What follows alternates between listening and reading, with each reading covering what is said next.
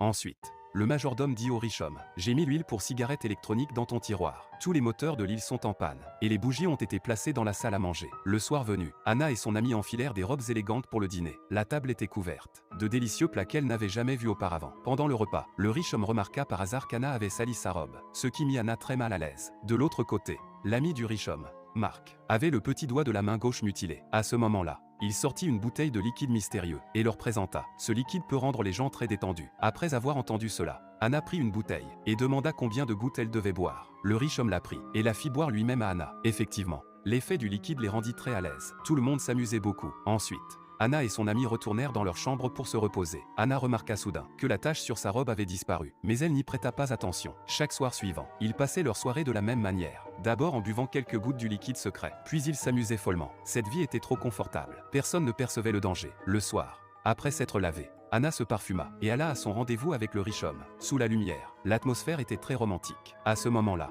le riche homme vit la cicatrice sur la tête d'Anna et lui demanda comment elle s'était fait cette cicatrice. Mais Anna elle-même ne le savait pas. C'était vraiment étrange. Une cicatrice sur son propre visage. Et elle ne savait pas d'où elle venait. À ce moment-là, le riche homme prit les mains d'Anna et dit qu'il aimait sa manucure. Anna suivit la conversation en disant qu'elle adorait les manucures avec des petits animaux. Donc à chaque fois qu'elle changeait de vernis, elle mettait un animal différent. Dès qu'Anna eut fini de parler, le riche homme se leva et dit qu'il allait se coucher. C'est alors qu'Anna remarqua que le riche homme avait oublié ses affaires. Le lendemain, Anna regardait le stylo dans sa main en souriant bêtement. Soudain, elle remarqua qu'il y avait beaucoup de terre sous ses ongles. Anna trouva cela étrange, mais elle n'y pensa pas davantage. Elle alla simplement se laver les mains. Peu de temps après, Anna retourna dans la chambre du riche homme, prête à lui rendre son stylo. C'était aussi une raison tout à fait valable pour le voir. Et à ce moment précis, l'ami du riche homme arriva par derrière. Marc présenta chaleureusement. C'est le psychologue du riche homme. Anna salua poliment et dit qu'elle se souvenait de lui. Et le psychologue parut un peu surpris, comme s'il était étonné qu'Anna se souvienne de lui. Ensuite, le psychologue échangea quelques mots avec le riche homme et s'apprêta à partir. Avant de partir, le majordome lui remit un sac rouge. Du côté de la piscine, l'ami du riche homme,